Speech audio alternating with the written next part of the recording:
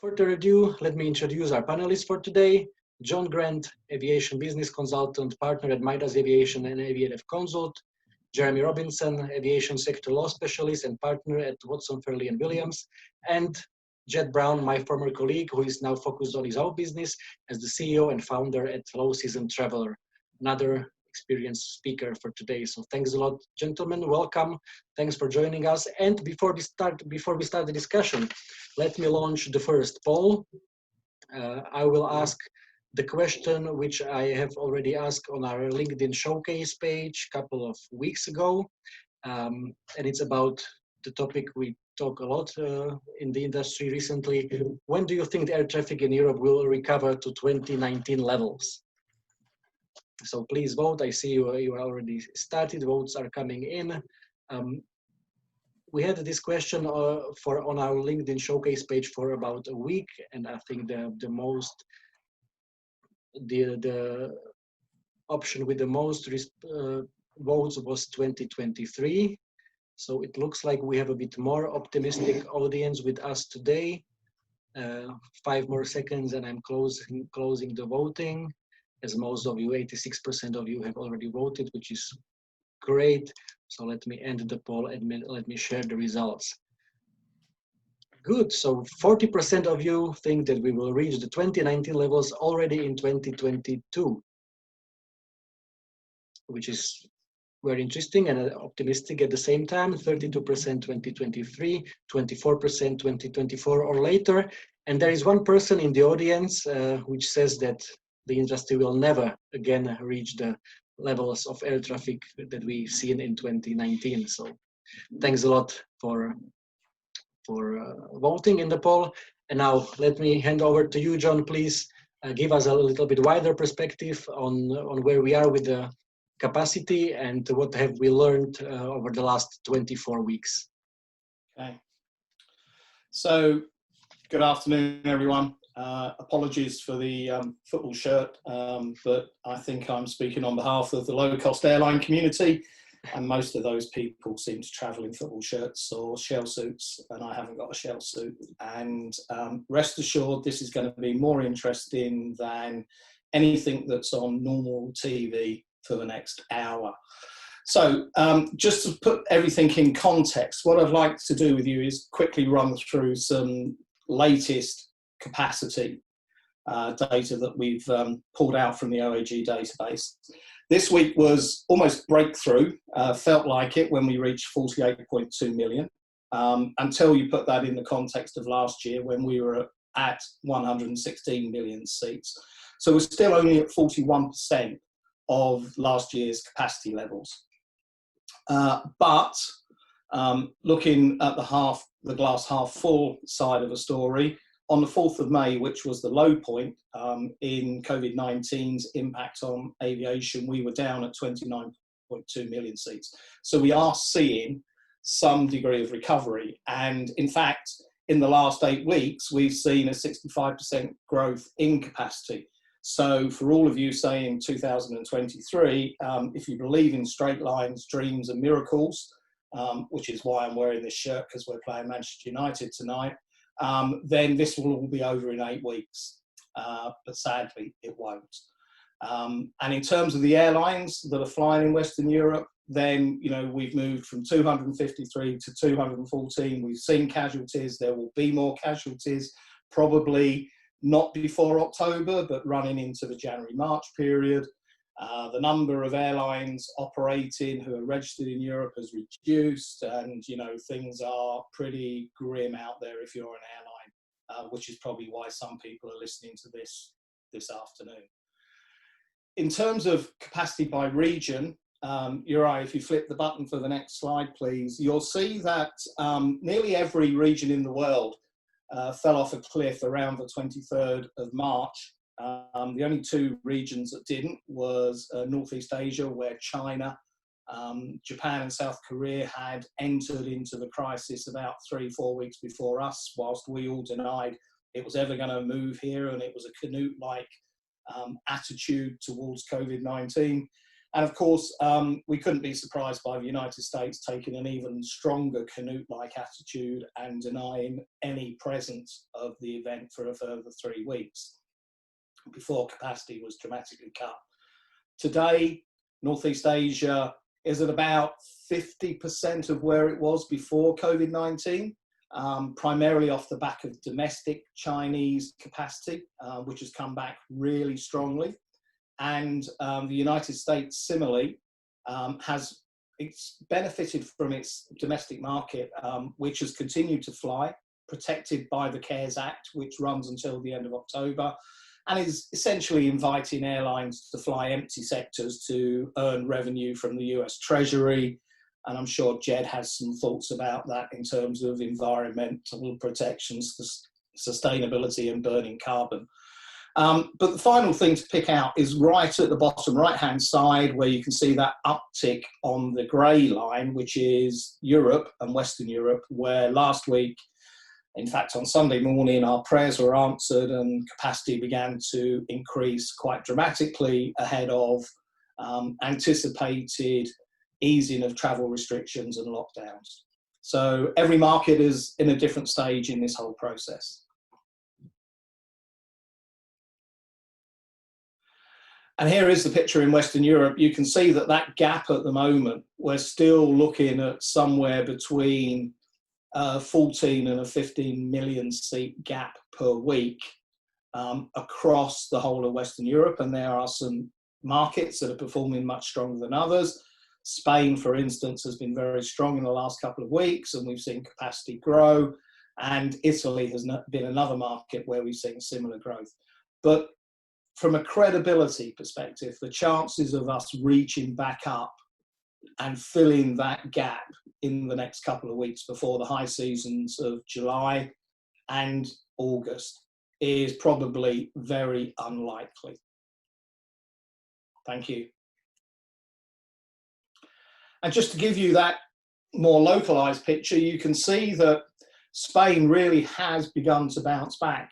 And a lot of that capacity is down to the low-cost airlines who have been stimulating markets with very attractive fares, generating demand, and that has been principally driven by Wizz Air, who were the first back into the market, and this week are being taken for a bit more of a competitive environment with the return of Ryanair and indeed even EasyJet, who are beginning to fly back to Spain.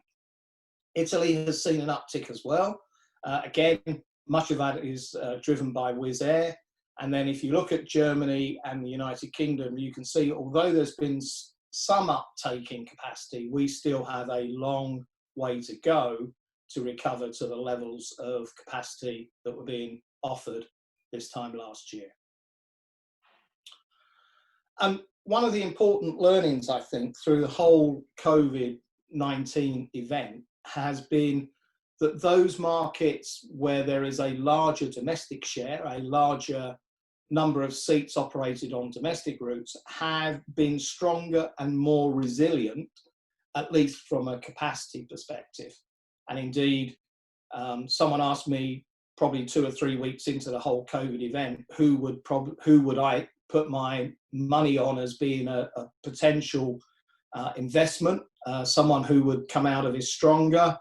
And I said Southwest Airlines in the United States and Wizz Air in Europe, because of their business models, essentially point to point with elements of domestic traffic, and therefore not too concerned about travel lockdowns. Today, if we look at comparison to January, 80% of seats that are on sale are purely in the domestic market. And a lot of what we're seeing in terms of tourism recovery and demand is domestic demand, whilst people continue to be concerned about the uncertainty of travel. In Western Europe, just specifically Western Europe, it's much more closer to a 1-to-1 ratio. And that's perhaps because of Schengen and the fact that within major parts of Western Europe, we treat it as a common market. But undoubtedly, bilateral approaches throughout Europe have hampered recovery. Thank you, Juraj. And just to make the point about how important low-cost airlines are, if you look at scheduled airline capacity mix from Western Europe, then low-cost airlines are vital for the market, contributing around 40% share of all capacity within Western Europe. And at the height of COVID-19, the low-cost airline share actually increased to over 50%. So they were clearly, low-cost airlines were flying when others had stopped. And you could argue, was that valuable in terms of revenue they generated or reckless? But the low-cost airline sector has a very important role to play in the European aviation scene. And I think we need to discuss that, and we'll discuss that in more detail as to how the future of low-cost airlines will evolve in the next couple of years and help us by 2022 get back to 2019 traffic levels. So what have we learned? Well, we've learned that lockdowns are brilliant for Premier League football teams who are struggling because they come back and they begin to win more points. More importantly, no two markets have experienced the same impact. I think that's a real learning point, that you cannot assume that because something happened in Italy, it will be replicated in Spain. There are so many nuances and different ways that governments have handled the whole event. Network carriers have been impacted more than point-to-point carriers. International hubs where there is truly international to international capacity have been badly damaged because of the pivotal point that they are on a longer journey and the fact that more travel restrictions can apply to that routing. We've learned capacity is being changed at the last minute by many airlines. Cancellation rates have become, in some cases, 10 times higher than normal, and demand continues to lag behind any capacity growth. And ultimately, you're right, as we go through this, the whole recovery will be fragile and variable. And on that basis alone makes you wonder why we would want to try and impose some new regulations on airlines flying in particular countries. And just to give you an idea, here are the reckless, the bold and the cautious. So on the left-hand side, the airlines that are closest to reaching their previous levels of capacity. And yes, Wizz Air are actually operating more seats than they did this time in January because of seasonal demand, increased aircraft utilisation and new aircraft being delivered.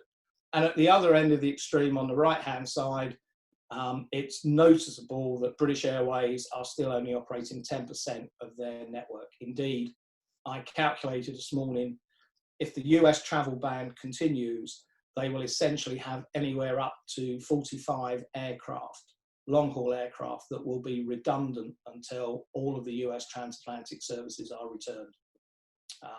So, you know, ironically, now is actually a great time to think about launching a new airline.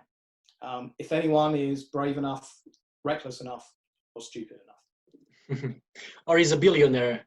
Or is a billionaire and wants to be a millionaire. Exactly, as the famous quote goes from Richard Branson. Thanks a lot, John, for that. And now let's talk about the main topic for today, the future of the low-cost business model in Europe. So around 3 weeks ago, the federal government of Austria announced its plans for creating an anti-dumping legislation, which would basically set the minimum price for the flights departing from Austria on 40 euros. Way before some crazy Austrian minister tries to force Austrian consumers and visitors to pay higher 40 euro airfares. Ryanair will provide non-state subsidized competition and choice on the high-fare Austrian Airlines, which is a subsidiary of the German subsidy junkie Lufthansa Group. So end of quote of Michael O'Leary, as we know, very strong words from him, as always. So in a second, I will ask Jeremy to give us a little bit of legal background on the regulation, which actually hasn't been introduced yet. It's still just planned regulation. But before I'll do that, let me share with you the second poll.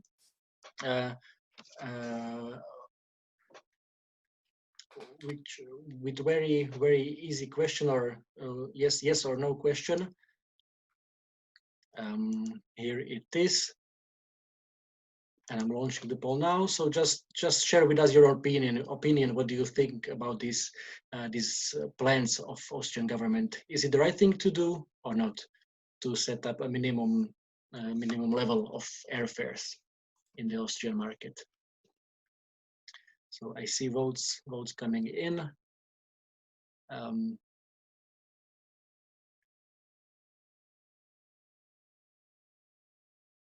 10 more seconds for you, and probably as many of you as expected, there are more people saying that it's not really the right thing to do.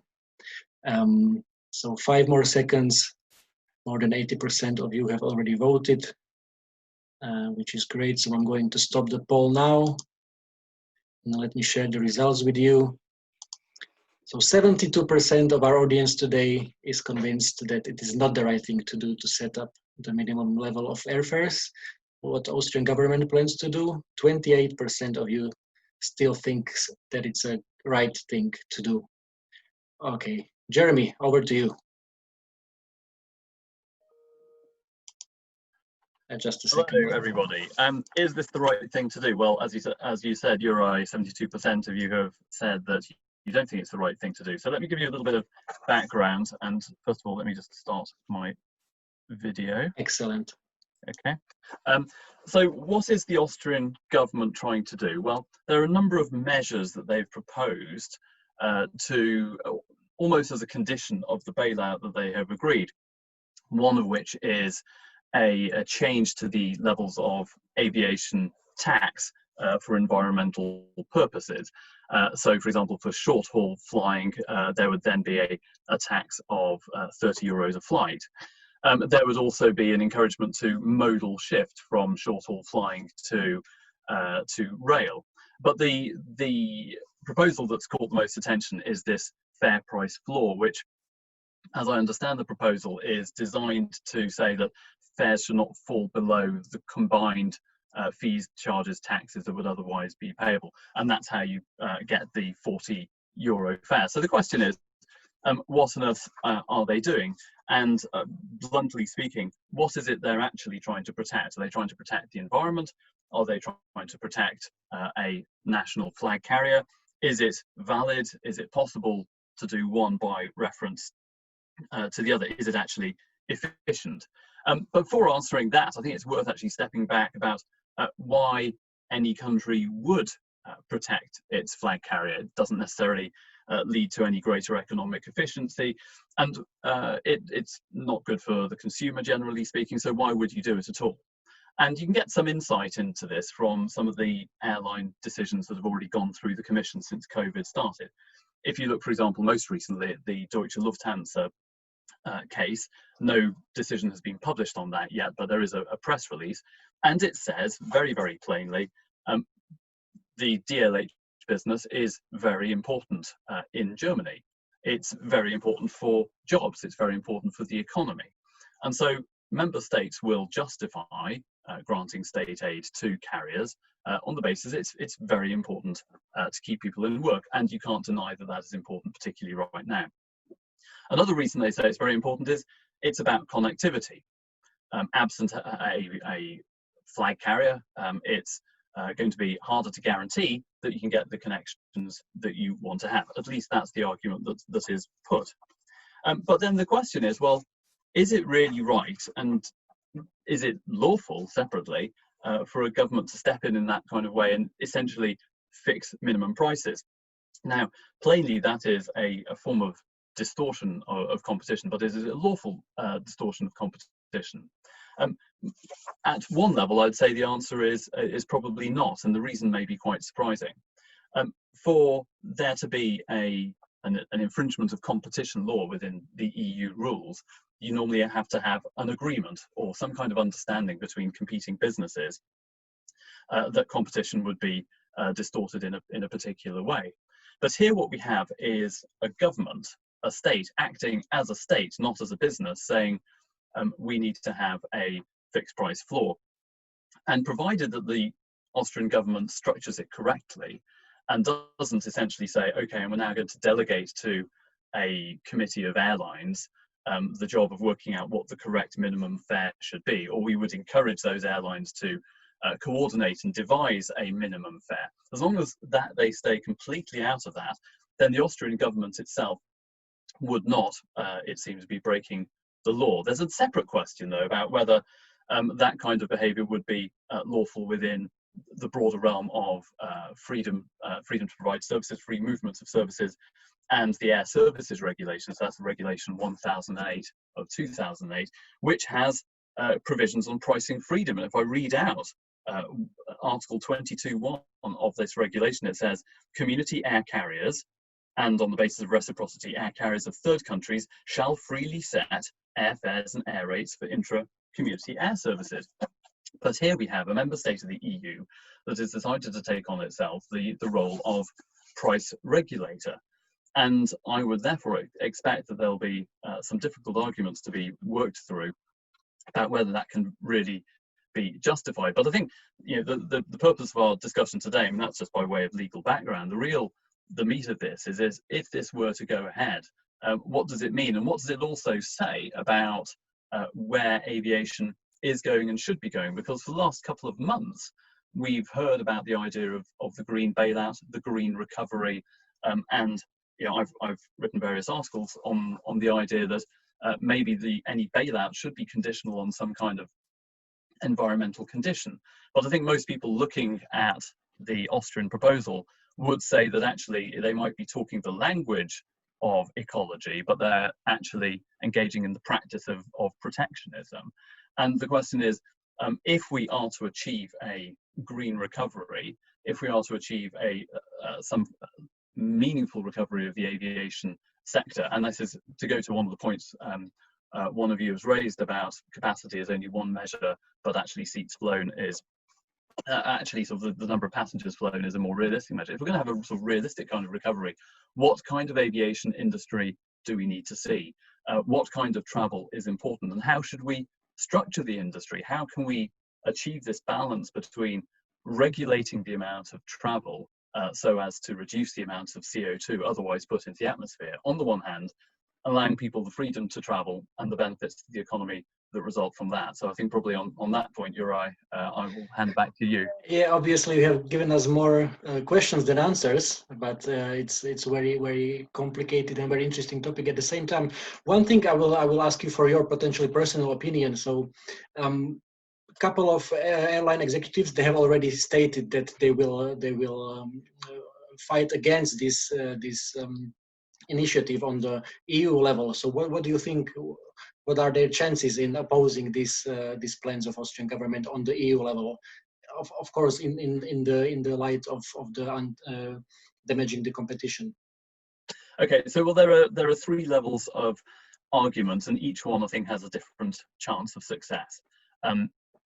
I think let's take each in turn. The first one, which is has quite a high profile, is the state aid question. As you know, Ryanair has brought and is bringing a number of legal challenges to various airline bailouts, which raise a number of interesting issues about competitive distortion.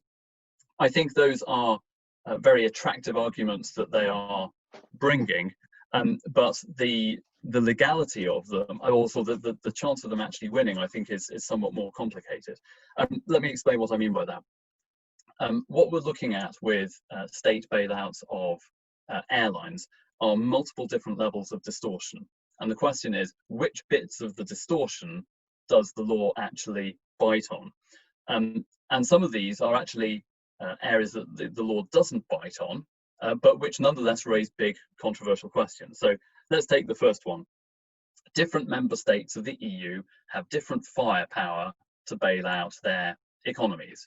What that means is that if you're a business based in one country, let's say, for example, Germany, there is more money available potentially to bail you out than in certain other countries. So that's one area where there's no level playing field. For that, there is no remedy right now. Then there's another level of distortion, which is that because of the first, different airlines in different countries will have different abilities to access support. We all know, for example, in the UK, the government's policy was to say, regardless of whether we have the money to bail out any airlines, we choose not to do so. Those airlines need to exhaust other sources of finance first.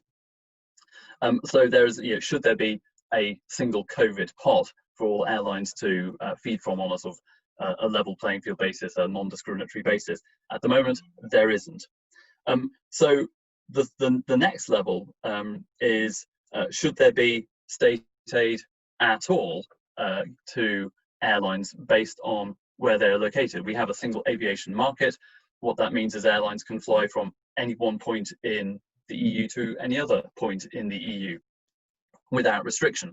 And yet we have a rule on state subsidies that says that it is for the member state to determine, with permission as necessary from the Commission, who gets the aid.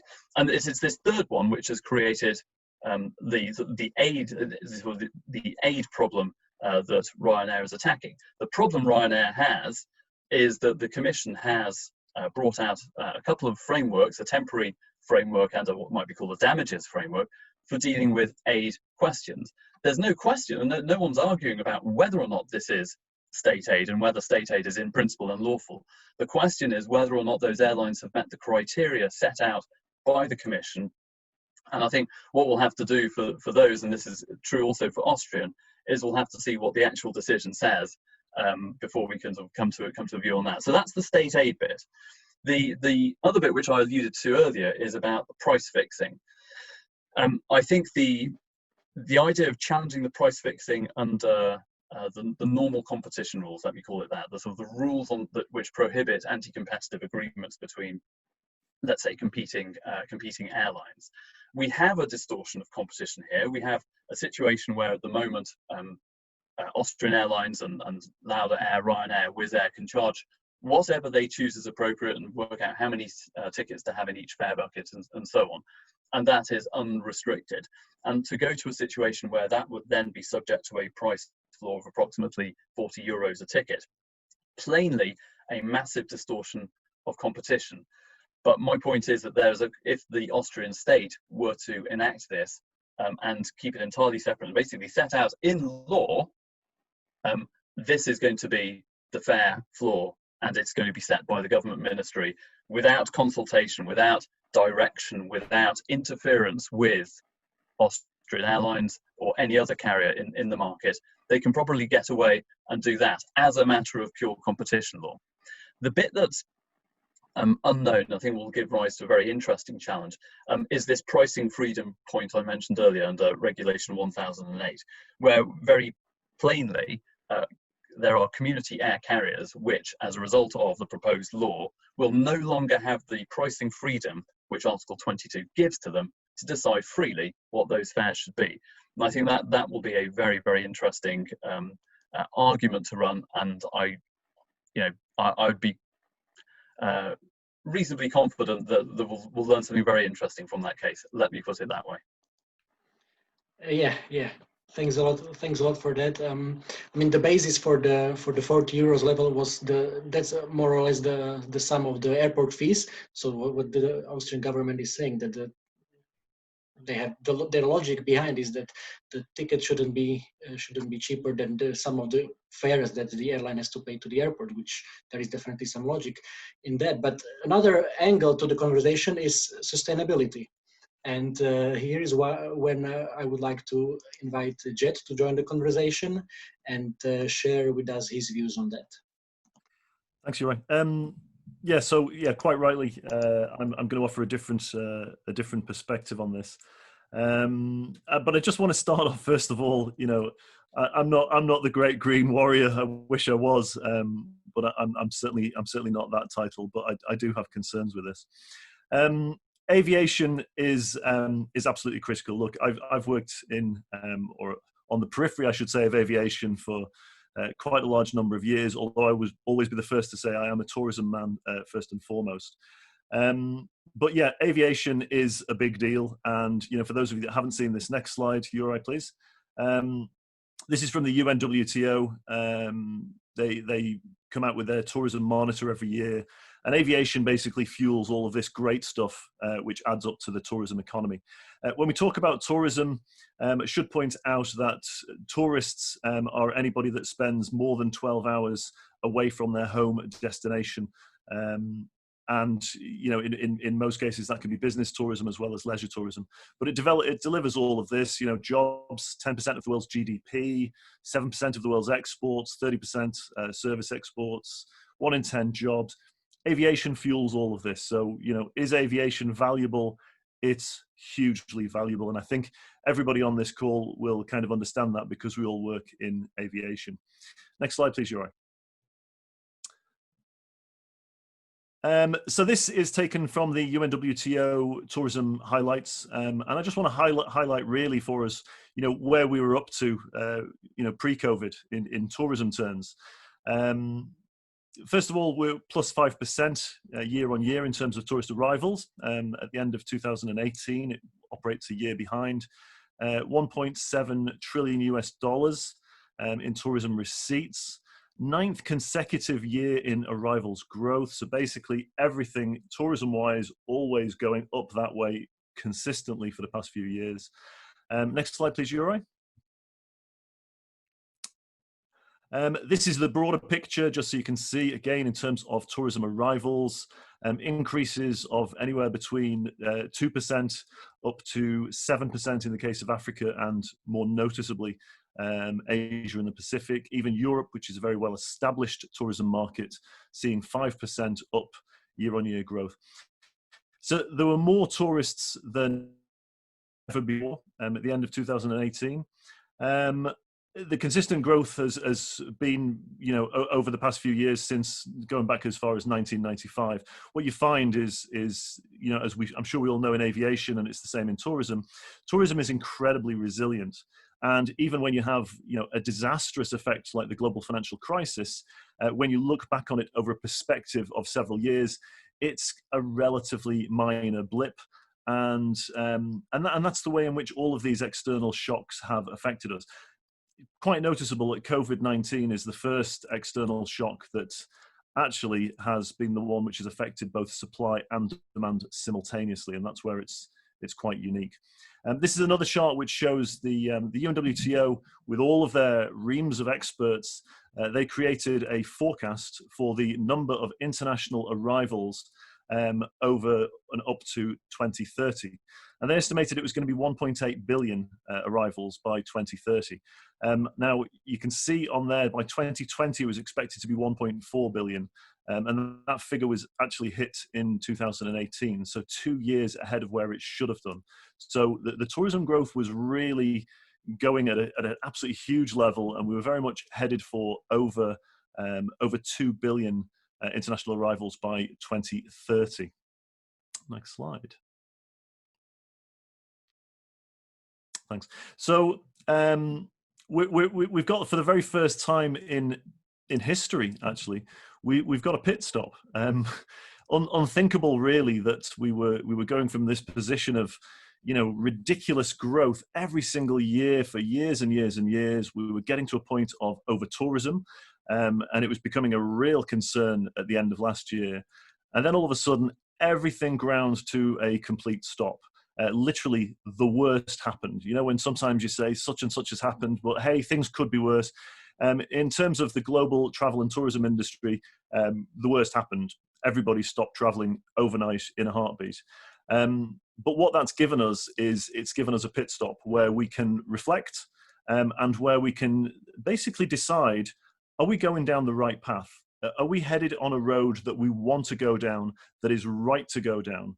And I sort of think we need to really grasp that opportunity with both hands and really have a very honest conversation about, are we headed in the right direction here? So we want to reflect. This is obviously, in the light of today's conversation, I wanted to pull up a flight that was underneath the 40 euro mark, which is the mark that we're talking about. So I did this up last night. London to Milan, £20 return with Europe's favourite low-cost carrier, Ryanair. And I just wanted to put it in perspective then. I looked at how much it would cost on the coach for exactly the same dates for that long weekend. By coach from London to Milan, 183 euros return. And then I also wanted to do it by rail as well, which is 252 euros return from London. All of those were the cheapest that I can actually guess on those different sites. Next slide, please. So just a real sort of brief summary. This is not rocket science, is it? It's really childlike in its simplicity. So by air, to go from London to Milan, it takes you 2 hours and it costs you £20 on Ryanair. By coach, it takes you 23.5 hours and it costs you 183 euros. And by train, it takes 10.5 hours and it costs you £252. So that's for a 2,000 kilometer round trip. Doesn't feel right, does it? Surely you would think if I'd hid the prices, you would have thought for the convenience and for the time saved, surely air would have been the more expensive of those options. Yet, not only is it the cheapest, it's ridiculously cheap. To put it in perspective, this is some things which £20 will not buy you today. It won't get you half a tank of fuel. In my case, for my beaten up Astra, it won't even get close to half a tank of fuel. I can't even get a Domino's combo deal for £20, the price that it would take me to do 2,000 kilometers by air. We might just get a lunch at Starbucks for 2 people if we're incredibly lucky. And if that's okay with us, if we think, no, you know, Jed, I hear what you're saying, but that to me is fine. It all stacks up. We've got no issue with that. In that case, next slide, please. Be sure that you enjoy your future holidays in Greece, which is going to look like this. Next slide, please. Make sure you enjoy your holidays in Thailand, which will look like this. Next slide, please.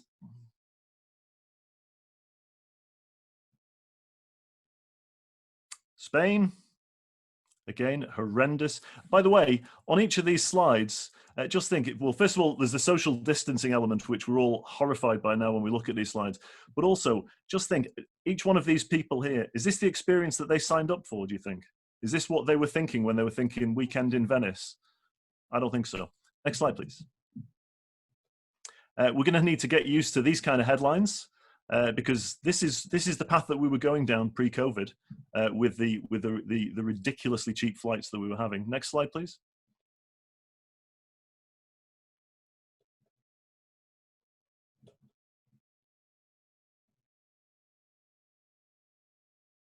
Next slide, please. Thanks. And finally, if that's all okay with us all, and we're all cool with that, I think that we're going to need a lot of good luck explaining to the next generation that flights of over 1,000 kilometers cost less than the average pizza in 2020. And we all knew about it, and we figured it's fine as we mumbled on about free markets and economies and legislature. I'm not sure that my kids would forgive us, quite frankly. And that's my point for today. Thanks a lot for sharing this with us, Jed. John, so you had enough time to change your shirt. I'm sure you also had enough time to think about what Jed was sharing, and I'm sure you want to react. Yeah, shirt's been washed and is now on its way to the Amex to be worn by someone else this evening. Budgets are tight. Jed, I think that's all absolutely fine, but it's not where the industry is. And I think the most relevant slide you actually showed was probably the one with the pit stop, because we've reached a point in time where there needs to be some serious thought about where do we go as an industry and the degrees of regulation that exist. Is it right in the middle of a crisis such as COVID-19 that 13 billion euros are given to Air France and 11 billion euros are given to Lufthansa Group with some fairly loose requirements that they have to comply with for receiving those funds? Or do we actually move to a market that is actually completely unregulated and we allow carriers to compete on a head-to-head basis without that fear of subsidization or state support that keeps Jeremy and others in Brussels employed for numerous hours trying to sort out this situation that we've now established and have been listening to? what is wrong with the principle of the airline with the lowest cost creating the market?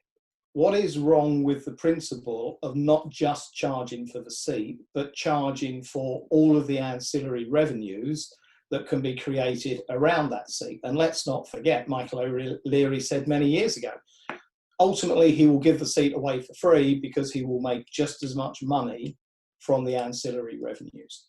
Jet2com making in excess of £35 in ancillary revenues per passenger.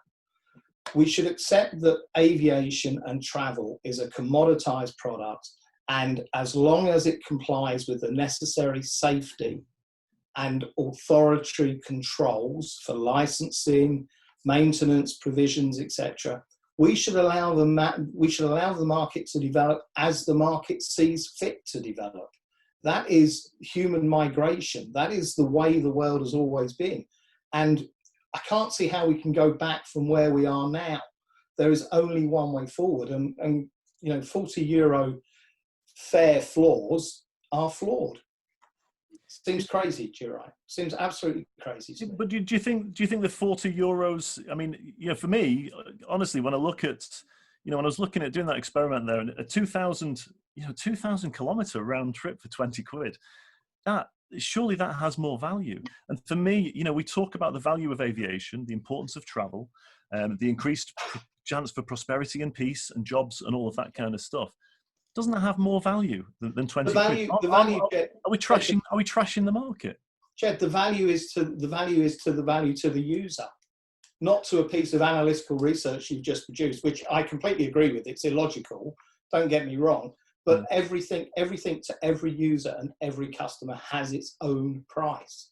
And if that is the price that, you know, they can produce that product at, maybe the question should be, why aren't Austrian Airlines tackling some of the bigger issues about their cost base, about their organisational structure and their network inefficiency, whereas Ryanair have put a tick against all of those and are more effective?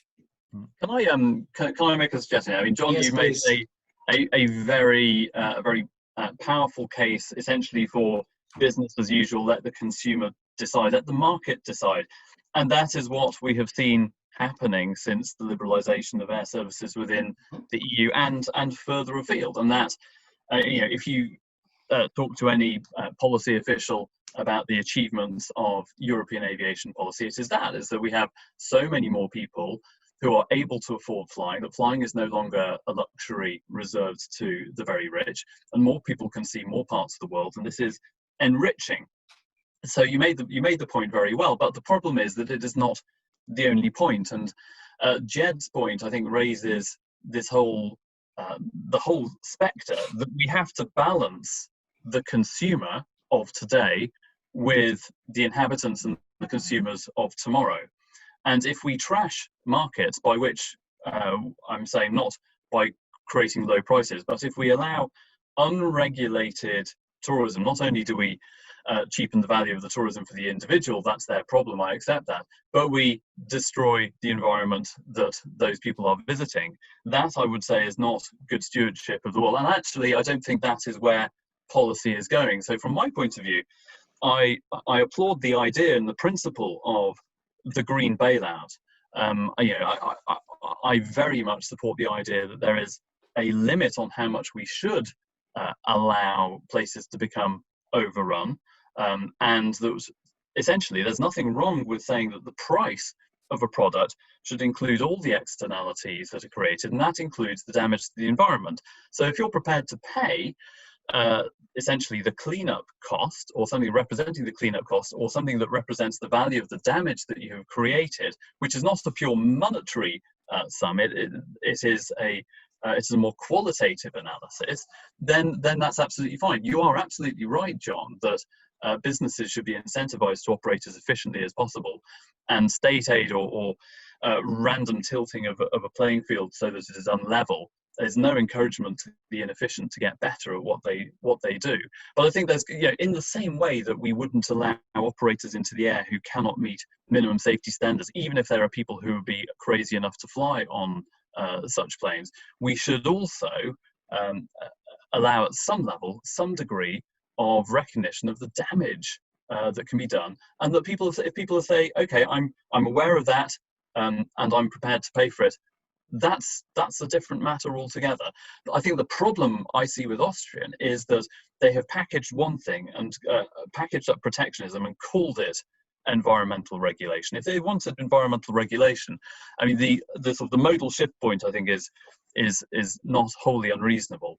I think the idea of the aviation tax, although it's a terrible idea from some perspectives, at least makes it clearer that there is a cost being added for the purpose of recognizing environmental effect. I think when you start putting in a price floor in a situation where we know that the low-cost carriers have been eating Austrians' lunch increasingly in recent years, it looks too obviously like protectionism, and therefore it's not credible as an environmental protection measure.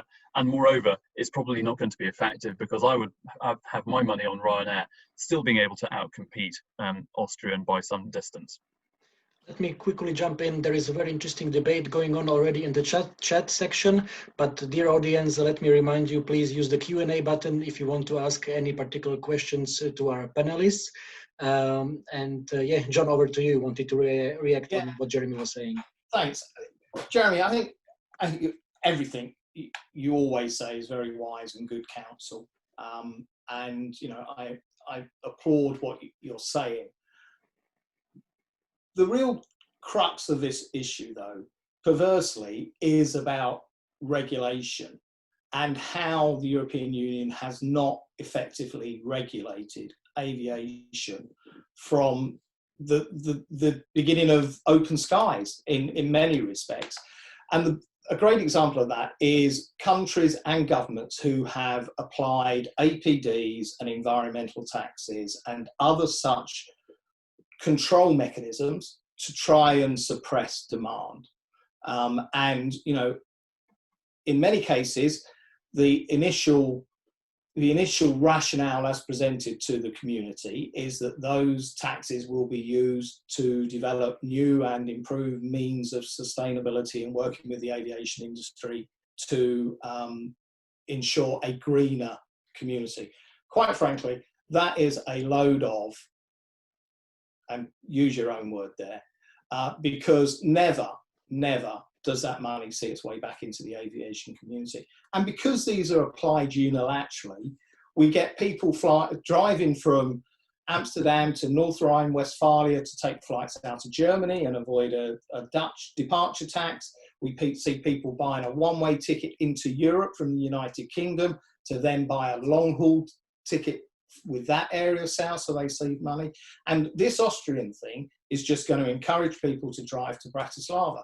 Now, if the whole of the European Union said there is a departure tax and it's linked to sustainability and it's linked to environmental protection, etc., and it is so much in each country and you all apply it, then everyone would be back on a level playing field. And to Jed's point, there would be more funding available to educate, inform, and perhaps direct some of the traffic that is sitting up on the Acropolis waiting for the sun to go down.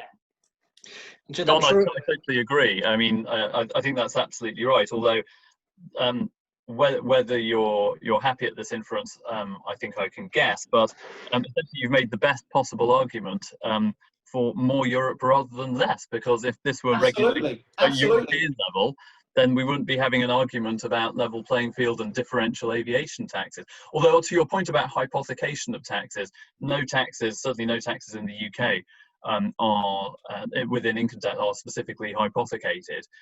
So I don't hold much store by that one. I think the point is, yes, APD was marketed as some form of environmental tax, but it goes into the general budget, some of which may or may not contribute to environmental mitigation measures, but generally they don't. I think the point about it being helpful to the environment is that by managing demand downwards, we saw extraordinary rises in APD in the last decade in the UK. Managing demand downwards means less CO2 may be burned than would otherwise be the case. But it's a drop in the ocean if one country does it at a high level and everyone else does it at a low level. I'd agree with you.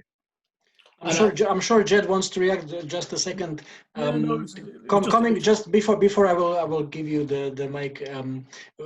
Very short point from my side, from myself, regarding the original topic. So I guess everybody in the audience is aware that those really low fares that Ryanair and Wizz Air and all the other guys are offering are marketing prices. So instead of heavily investing in standard advertising, they are just offering these ridiculously cheap fares to promote their routes and their services. And this is another difference, that usually the legacy carriers are the ones who still invest in the traditional types of marketing. Low-cost players, instead, they use this strategy. Jed. No, that was exactly my point. Actually, is look, I agree that it's not not been done in the right way, and it's not been done in a fair way, and it's protectionism and everything else. But I think the net result of this is it takes away, and I think Ryanair, I'm sure, would be very happy to keep this in the public spotlight. This whole debate about what Austrian are doing. Just because it's publicity and they revel in that. But we don't know how many seats they actually sell at 20 euros. You were saying before, John, and you're quite right. Look, by the time you add on your bags and whatever, your speedy boarding and everything else, it's going to be higher than that. We all know that. But how many seats do they sell at that price? It's a lead-in. It's a marketing gimmick. And I think all that's being taken away from those guys is a marketing gimmick as well. I think they'll still end up being cheaper than the other carriers.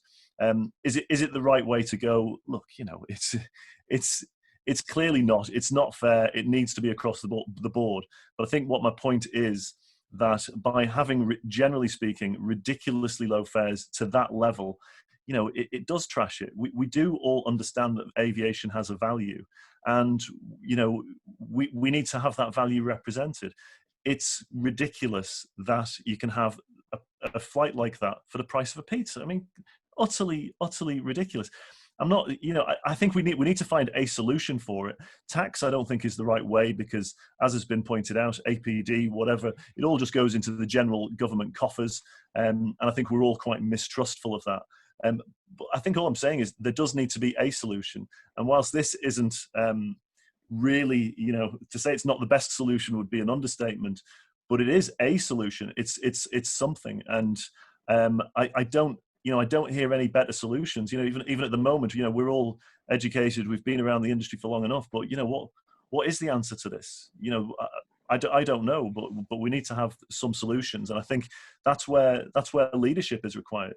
And for me, I think not just in aviation, by the way, in tourism, I think there's been a lack of leadership. Where are the leaders in all of this? We've seen all of this stuff going on. We've seen the over-tourism, and the leaders, the ministers for tourism, the UNWTO, the WTTC, ICAO, you name it, IATA, they haven't done anything about it. They've sat idly by and watched it. And that, to me, that's criminal. I'm cautious about the time. We're getting closer to 2 o'clock, but I see that our audience is still there, is still engaged. So let us do this for another 10 or 15 minutes. We have a question in the audience and related to the future, and there's also basically the last question I would like to think about for today's session. Let's have a look into the future. Do we see more countries doing this, what Austria is planning to do? What would be the reaction of the low-cost airlines, and potentially how can the business model of the low-cost airlines look like in the next 2 or 3 years? So if you can please try to elaborate on those things in this last round. And also what Jürgen is asking from the audience is the future of the low cost in Europe simplified to Ryanair and maybe Wizz. So how about other issues impacting the future of low cost and low cost business models in Europe? So yeah, basically that's what I was talking about as well. So who wants to go first? I'll kick off.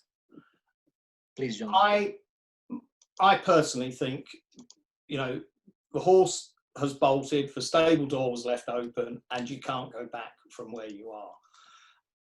And I firmly believe that free market forces and transparent pricing and cost from all suppliers to all customers is the way forward. As a consequence, if Ryanair compete head to head in Vienna, and I have said this for a long term, and I think Jeremy has just said it as well, they will win the battle of a skirmish.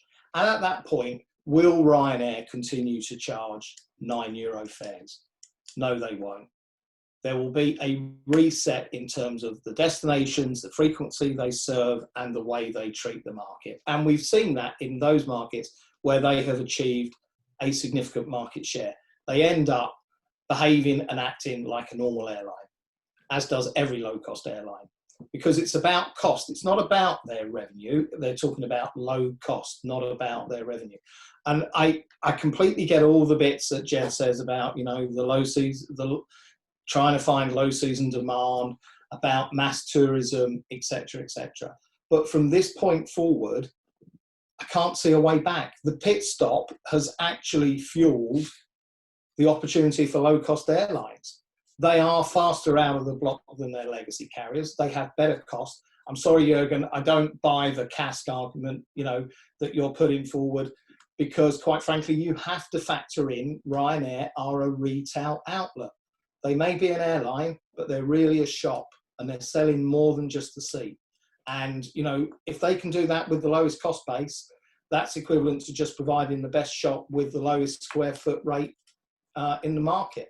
It's no different. So I think, regrettably, for many of the reasons that Jed has touched upon, we're in a situation where we have to let this ride out. And as it rides out, we will see casualties.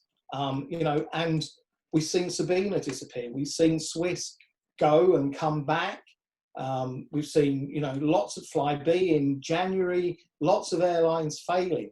And ultimately, you know, they all failed because poor management, high cost, not the right product for the market.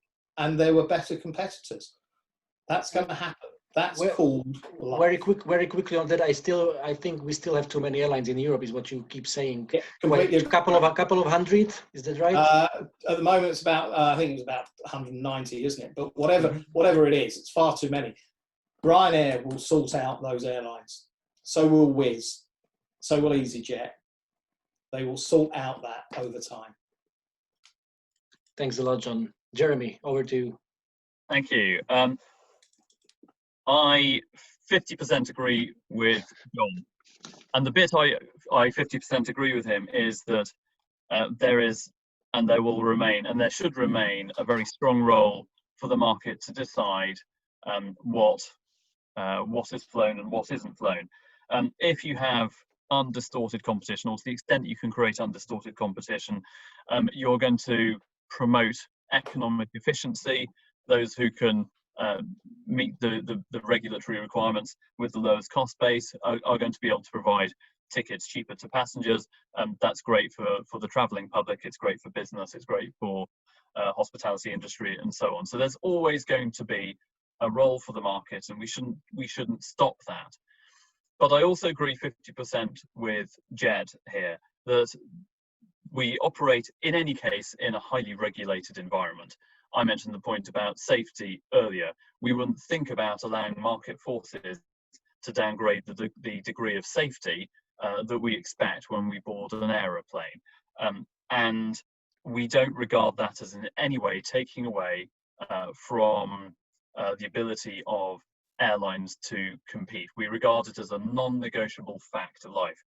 And I think we will get to the stage where we will regard environmental protection or the consequences of flying as a non-negotiable part of life. And it won't even be a question of trading off environment versus the market.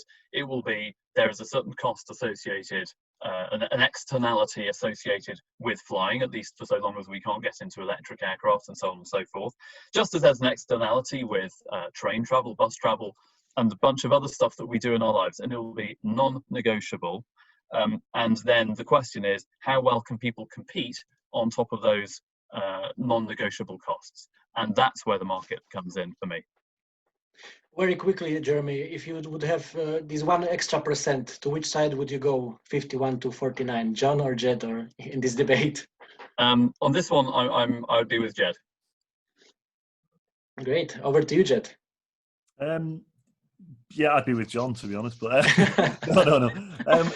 But I think I changed my view. I think we agree on an awful lot, actually. Look, I do agree with John. When we're looking at the future of low cost business model, I get it. Once Ryanair kill off, the other carriers, naturally, they are going to increase the costs. You're not going to have €10, flights when there's, there isn't the competition there for us, and I get that. I think what I'd like to see, generally speaking, is I think that there shouldn't be the dumping, or whatever they want to call it, of these ridiculous prices.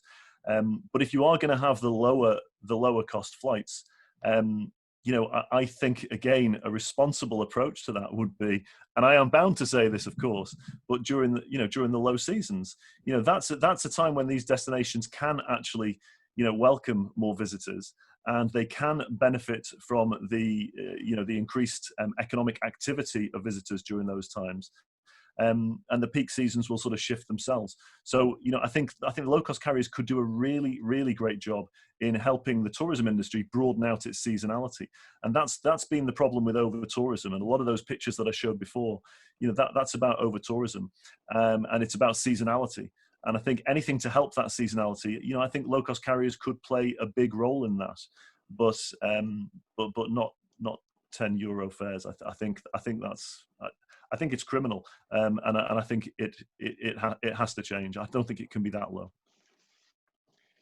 Okay, thanks a lot, gentlemen. Thanks a lot for all your opinions and insights, and a very fruitful and juicy, sometimes controversial discussion, but I think it's a very important discussion to have. And now I would like to ask our audience if they potentially change their mind. So after they listen to the discussion. So let me launch the third and the last poll for today. Have you changed your mind? So let me ask once again the question I have asked like 40 minutes ago. Is it the right thing to set up a minimum prices?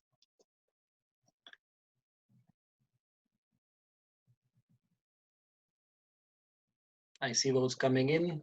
10 more seconds for everybody who is still with us. There is quite a good number of you, so thanks a lot for giving us those extra 10 minutes. So 5 more seconds. We have 60% of the audience voted.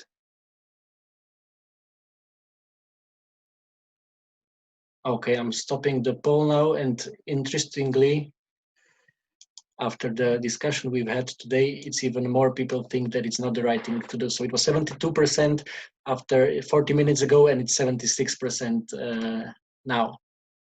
John, you want to comment on that? You're smiling. No, it's the result. Again, I hope I get one tonight as well. I was going to say, it's your best chance of a result today, John, I'm afraid. Probably, actually. Yeah, very true. Very true. Again, thanks a lot for everybody joining us today. Very quickly, before we say goodbye, a couple of invitations for you. On the 9th of July, we will have a third edition of our AviaDev Aviation quiz, which will be prepared by my colleague Mike Robinson. So all of the Av geeks out there, please do join us on the 9th of July, something to put in your diary. Again, it will be great session, and we'll have some fun about aviation with quiz prepared by my colleague Mike Robinson. Another invitation for 21st of July, our parent company Bench Events is putting together a virtual conference about Africa, about reinventing and resilience in travel, hospitality and aviation in Africa. So I know we have some people from Africa also on the webinar today, so this one is for you. Feel free to register. africatomorrow.com. 21st of July is the date where we will do this virtual conference.